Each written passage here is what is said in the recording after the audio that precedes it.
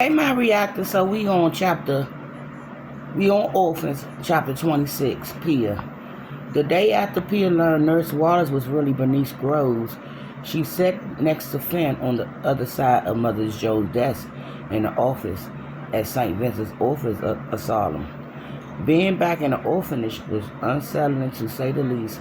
It felt like she stepped back in time to a part of her life she gave everything to forget. Except she was an adult now and could leave whenever she wanted.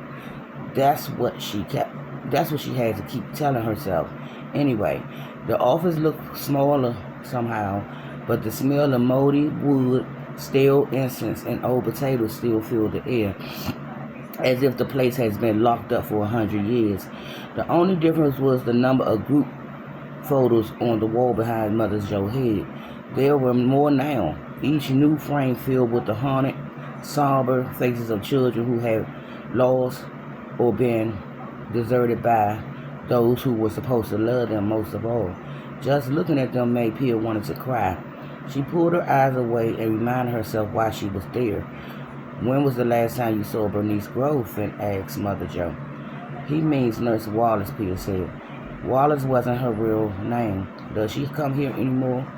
She waited for Mother Joe to reprimand her for not addressing her properly. But that didn't happen, which was a good thing. Pia might have laughed or told her to go to hell, and that wouldn't have gotten them anywhere. The old nun couldn't tell her what to do anymore, and she didn't deserve respect. But now was not the time to tell her that. Mother Joe folded her spotted hands on the desk and blinked, thinking. The last 6 years has not been kind to her. One eyelid drooped lower than the other, sagging over one milky eye like a piece of dead skin, and her wimpy looked 2 sizes too big. The ripple size gaping around her shrunken face like a stretched rag. I'm afraid not, she said. It's been years since Nurse Wallace came by. Like I told Dr. Hudson when he called, she just stopped coming one day. I don't know why. I assumed something had happened to her. I know Dr. Hudson asked you this before, Pia said, but are you sure you don't know anything about her? You don't know her address or have any way to get in touch with her? I'm sorry, Mother Joe said, but I don't. What about one of the other nuns, Pia said, like Sister Agnes or Sister Ernestine? Maybe they know something. Mother Joe shook her head, the saggy wimpy flopping against her sharp cheekbones.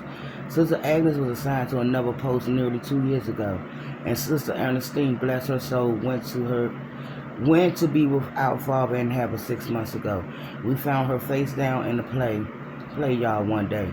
That poor dear. The doctor said her heart just stopped. The news about Sister Ernestine was no surprise. Pia remembered feeling her heart slow when she grabbed her. She wanted to ask Mother Joe why she thought someone like her deserved to go to heaven, and how she could pretend to be unaware of her horrible things she done. But she had more important things on her mind. At least Sister Ernestine wouldn't be beating children at St. Vincent's anymore. And I'm sorry, she said, because it was the right thing to say. What about the other nurses who came here? Finn said. Was Nurse Wallace friends with any of them? Maybe they know where to find her. Oh no, Mother Joe said. Nurse Wallace was truly one of a kind. It's a rare thing for nurses to stop out here on their own, but she came here because she wanted to help our children, not to mention what she did for our unwed mothers. What did she do for the unwed mothers, Pia said. Why, found good homes for their babies, of course. Of course, Pia thought. Her stomach shriveled, thinking about Nurse Wallace taking and selling the babies of women and girls who were already scared and heartbroken. Did Mother Joe know about that too? The thought of it made her sick, but she had to stay calm. She couldn't afford to upset Mother Joe or accuse her of anything, not yet anyway. You must have had those ruckus then, she said. Maybe one of the unwed mothers would know how to get in touch with Nurse Wallace.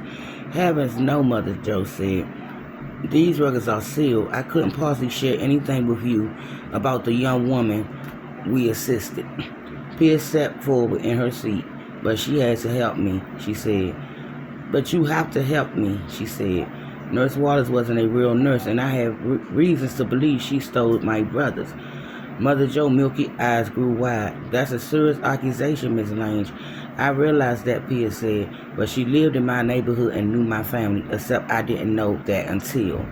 I'm sorry, Mother Joe said, but I'm afraid I can't help you. In my heart of hearts, I don't believe Nurse Waters will steal your brothers. Help them, yes, but steal them and keep their whereabouts from you, I don't believe it. She was one of the kindest women I ever met. Bloody hell, Fem said. We're sitting here telling you she lied about who she was and you're defending her. I haven't even gotten to the part where she lied to you about me being adopted and putting me on a train instead.